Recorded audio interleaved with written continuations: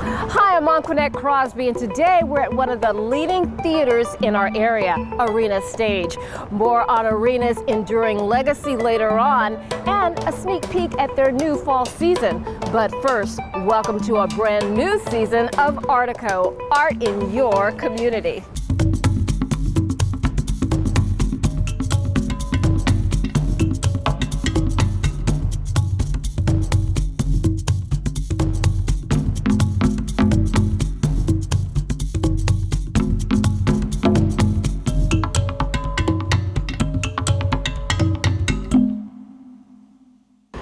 Architecture, the art and science of designing buildings.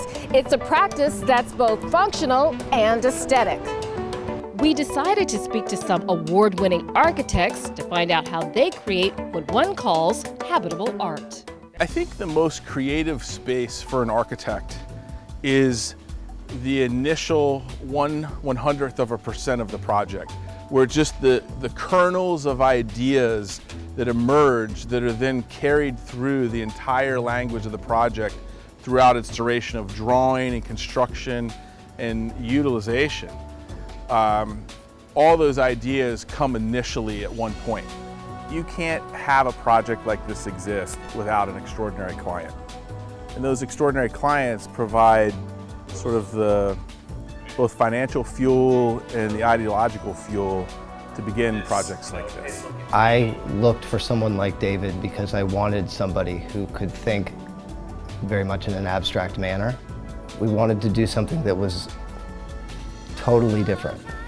The story started to unfold very quickly at the first meeting. We went with Billy into his shop, garage, where he was taking apart vintage Vespa scooters and rebuilding engines. And so all these sort of parts and pieces of carburetors and all things kinetic, if you will, were just in front of me.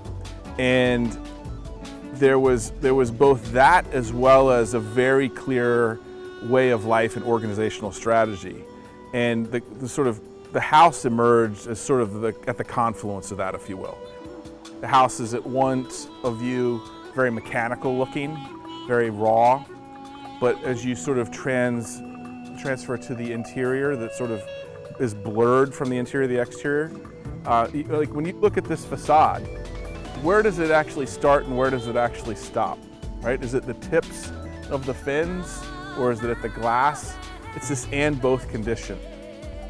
The name of the house is the Manifold House. A manifold, if you will, serves as multiple functions, whether it's an exhaust manifold that's controlling an outlet of pressure or a carburetor manifold, which is controlling like inflows of pressures. I feel more like we're just a very grateful occupant of the inside of a kaleidoscope that happens to be a house. The building and the reaction that I've gotten from my neighbors has been mixed. Some people really love it and they stop me and they are so moved by it that they ask if they could come in the house. Children, for the most part, absolutely love it. And then there's a very different reaction when someone comes in the inside of the property, because it is sort of this balance between raw on the outside and refined on the inside. I take great pride and joy in watching people come and take that first left turn and look left and look right and look up. It's a gift. We feel very grateful to be here. So the Vapor House is a house I designed for my own family. The highlights of the house, I think, are interesting things that, as an architect, building one's home is a little different than building one for a client, where you can perhaps explore a few things that haven't been done before. I developed this siding for the house, which we call ripple siding, which is stainless steel that's been sort of mashed into a form to give it the sort of appearance of rippled water. So it's quite reflective of the landscape and the sky and people moving past it. We also designed the window and door system of the house so that it's completely coplanar, almost reflective as a sheet of water like this pool in front of me. My favorite space, I think, is this outdoor space that I'm standing right in front of. It's a room that's both inside and outside that can be here from late spring all the way through the late fall, And on a great winter day, it's still fantastic to be outside and protected from the wind and watch the snow fall into the pool. It's quite beautiful. When people ask me about the influences of my own work, the majority of the influence comes from the world of art and nature, not other buildings. My studio does work around the US and abroad. The common denominator amongst many of the projects is the clients are very design driven. They're interested in their house being habitable art. The notion is that your home should be more than just a place to dwell. The home becomes this experiential vessel of living. It's one where the way light tracks through the house touches people in unique ways. The ways that it connects to the outdoors is unique. The way that it connects the family is unique. We're sitting at the Grass House across from the Frederick Douglass House. The Grass House is an experimental, sustainable accessory dwelling. The Grass House took about 9 months to design and about 9 months to build. The idea was to build a structure that uses entirely natural materials. To the greatest extent possible, we use natural cellulose-based materials, so woods, bamboo. Instead of fiberglass insulation, we use sheep's wool insulation. And we've created something that is that contributes to the health of the occupants rather than degrading the health of the occupants. I think that natural materials resonate with everybody.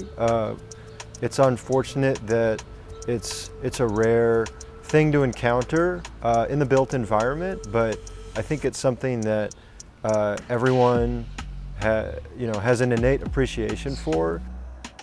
This is the first bamboo-based, code-compliant structure on the East Coast. There's thousands of bamboo species, from massive timber bamboo that is 10 inches in diameter to more ornamental clumping bamboos that are more like shrubbery and everything in between. So we like all those aspects to the plant. And the material, because of its strength, its extremely fast growth cycle, and its renewable nature. So we like to use materials that are both natural and compostable. Bamboo sequesters more carbon than any other plant used in the building industry as well. So as bamboo is growing and before it's harvested, it's sequestering carbon and making our planet a little bit cooler. Sometimes we needed to reach out to more distant areas to get high quality sustainable materials, but wherever possible we were using very local materials. I think my favorite moment in the house are the black locust rafters on the exterior, the wooden rafters on the roof. Black locust is a type of wood that is an almost weed-like tree in the Appalachian Mountains, and it's a great local replacement for things like mahogany or ipe, more expensive tropical woods that have to be shipped a long distance. I think my favorite detail of the project is the stair going from the first to second floor that is made out of a walnut tree that we cut down in the neighborhood, that we harvested from a walnut tree.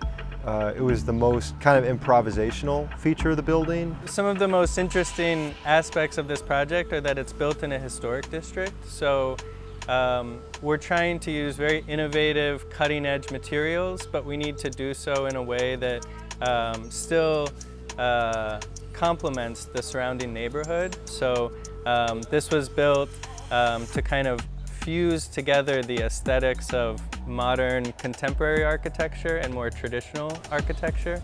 I think the values of an artist are embedded in our approach to architecture as a holistic, synthetic approach to material and form. The way that people relate to architecture is typically relatively flat, relatively one-dimensional. It's a building, you go into it, you go out of it, but there isn't much of an appreciation for the craft that went into constructing the building, for the concepts that undergird the building. So we try to change the experience that an inhabitant might have in one of our buildings in a way that is similar to an experience that one might have with a piece of sculpture or with a painting.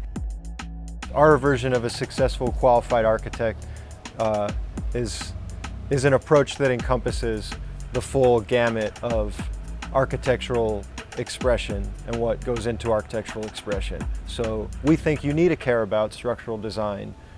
We think you need to care about where materials are harvested. We think you need to care about the labor that goes into it. These are the conversations that we think make good architecture. We get a lot of gratification out of the process of design and executing projects. And I think that is the key ingredient to our success. Now you see it, now you don't. Could be the catchphrase for our next artist. Rahan Jackson does sleight of hand magic, also called close-up or street magic. Watch closely and see if you can decipher his bag of tricks. Sleight of hand magic is a way of concealing objects and manipulating objects, coins and cards, to give the effect that you can do magic. It's a lot of practice, working the same routines over and over again. It's kind of like playing a piano, playing all of the scales. You have to have a lot of dexterity to do close-up magic. It's something that you practice every single day. After a while, you get that touch and you start to learn how to perfect your art. Growing up, everyone played basketball and football, and I wanted to do something totally different. My act is a little bit different than other magicians because of my environment. Performing magic, depending on where you are, the style of your magic, it starts to cultivate as your own. The biggest challenges is coming up with new techniques to pull off your trick, or trying to find out something that haven't been done before. First, you have to come up with an idea. So first you got to start off with reverse engineer. So what I mean by reverse engineer is first you have to find out what is it that you want to do. Do you want to make the cars change colors? Do you want the car to levitate? The audience is kind of spellbounded by the magic. It's unbelievable to them because they're caught off guard. I said, let's try that one. One of my most popular tricks are my coins across routine. From my hand, and would you turn your hand over? 4 coins. Let's give a round of applause.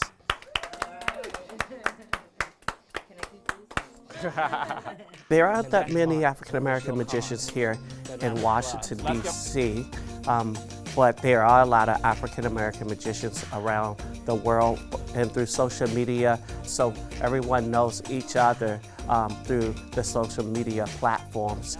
People can see me locally at Local 16 restaurant that's on 16th and U Street. I'm there every Saturday and Sunday. I do their brunch. You can also see me at the Arts Club of Washington. Close-up magic is amazing because it's very interactive and you get to work with the guest that's watching your magic. It's not on a stage with big illusions. It's something someone can see right in front of their eyes. Astronomers were eager to capture and preserve the photogenics of the moon long before Apollo 11 astronauts left their dusty footprints. An exhibit at the National Gallery of Art proves it, with pictures of the moon taken as far back as the 1800s. The collection is called By the Light of the Silvery Moon, A Century of Lunar Photographs. We have a liftoff, 32 minutes past the hour. Liftoff on Apollo 11. We wanted to celebrate the 50th anniversary of the Apollo 11 moon landing by looking at how photography had played a very strong role in making the moon landing happen, and then also look at sort of the history of lunar photography before that point. The exhibition is going on now, and it will continue to be open through January 5th of next year. Photography was introduced to the world in 1839, and really from the very moment that it was announced publicly, photographers began dreaming about the idea of photographing the moon. By 1840, we have the first daguerreotype of the moon. The earliest photographs I have in the show here date to the late 1850s, and that's when the first very clear, detailed photographs of the moon were achieved by 2 men Warren de la Rue and Lewis M. Rutherford. Once they had done them, they were very, very popular. They were widely sold. Most of the artists in this exhibition wouldn't have called themselves artists. They would have called themselves photographers or scientists. The earliest ones were amateur astronomers who wanted to find a way to make very clear, lucid photographs of the moon and did a lot of experiments to try to figure out how to do that. It was actually amateur astronomers who really sort of solved these problems initially, and then more professional astronomers began to use photography as well, such as Maurice Loewy and Pierre-Henri Puiseux, who published their Atlas photographique de la Lune in the late 19th and early 20th century. Over 14 years, they set out to photograph the entire visible surface of the moon from the Earth. No one had ever done that before. Photography played a very strong role in the cultural consciousness of the Apollo 11 moon landing and really the whole space program, the space race of the 1960s, because of course that's how people understood what was happening and experienced it. Seeing these images of the moon being transmitted back to Earth, and then also finally seeing these images of the Earth from the moon, was extraordinary.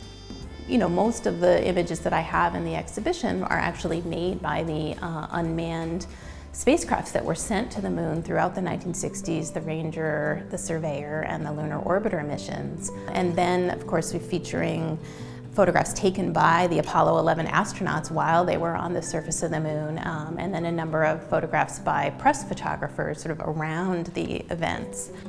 So the Apollo 11 astronauts took a specially designed Hasselblad camera with them to the moon, and took some of the most iconic photographs of the 20th century, where we see the footprint on the moon.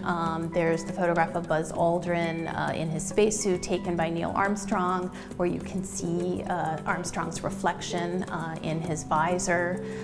There's the men planting the American flag on the moon.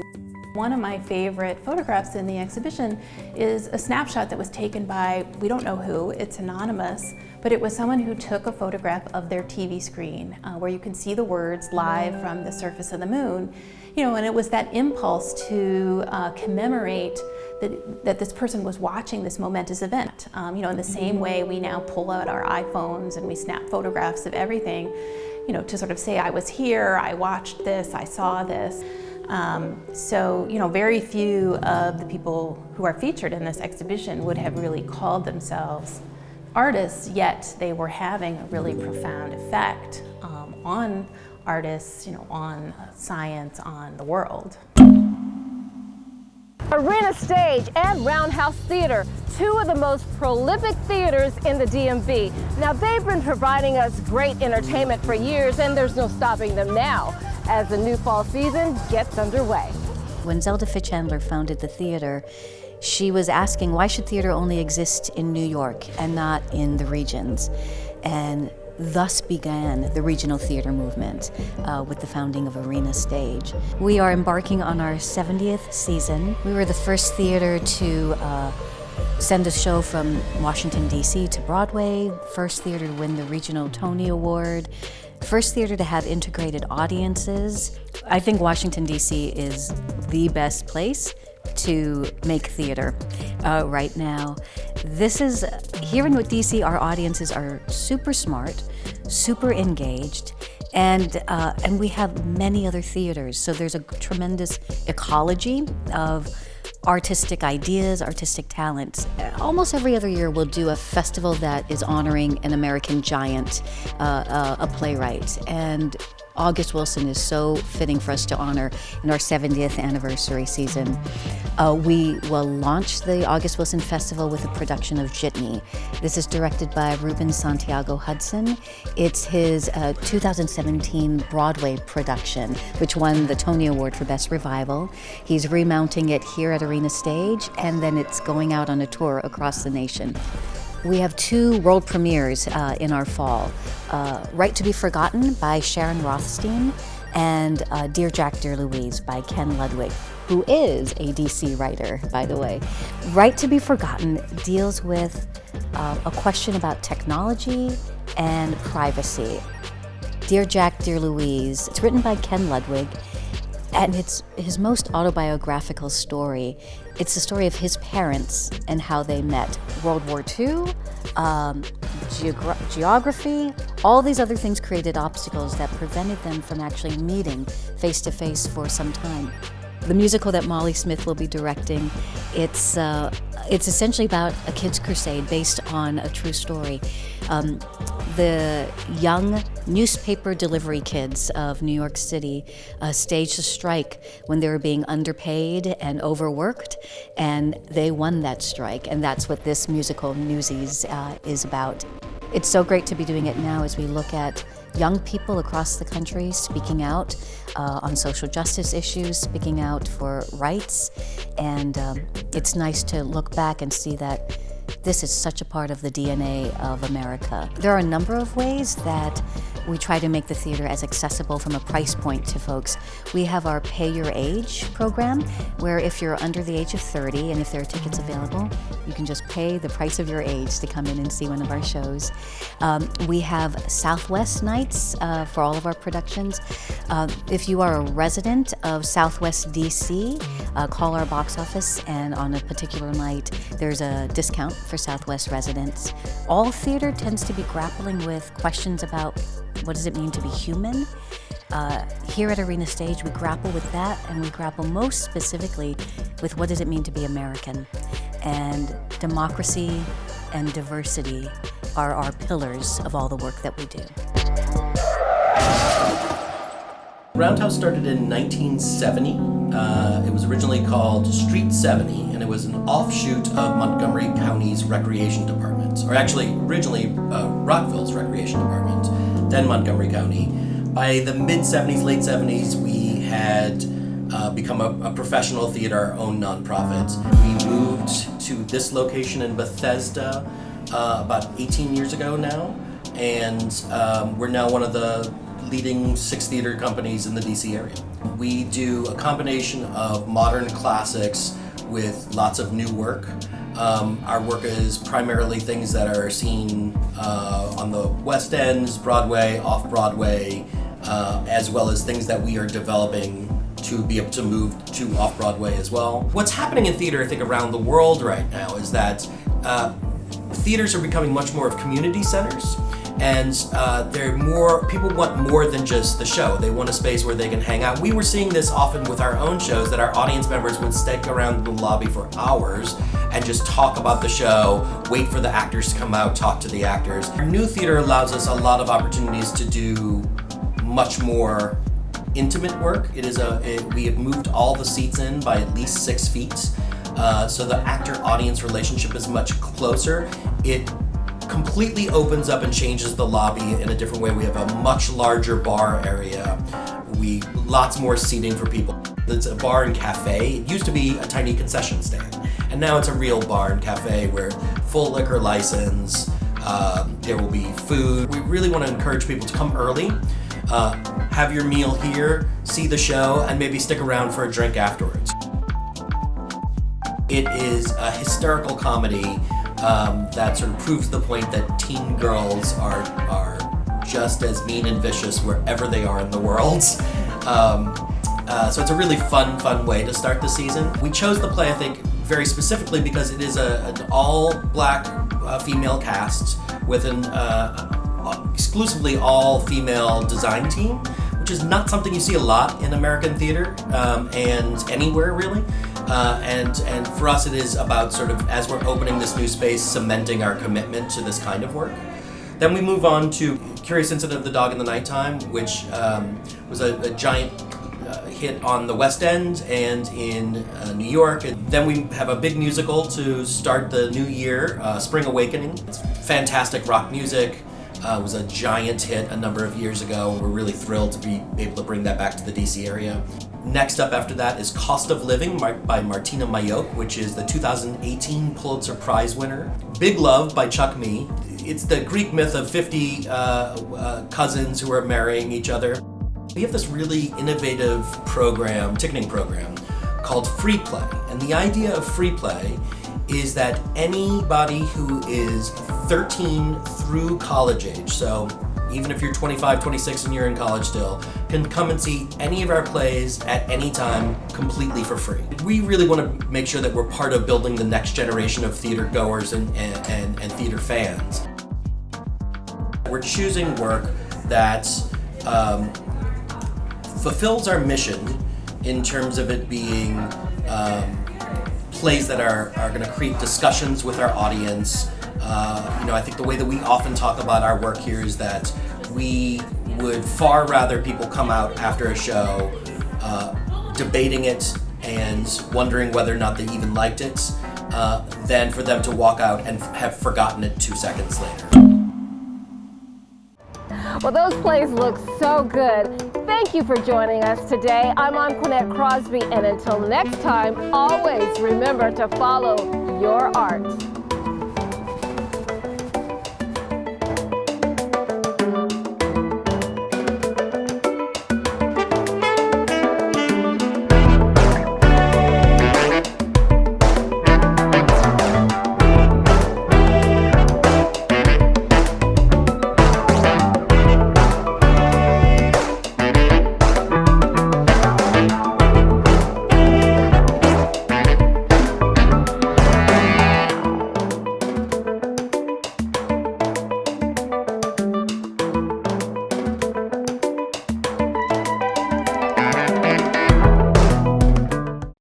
This program was produced by WHUT, Howard University Television, and made possible by contributions from viewers like you.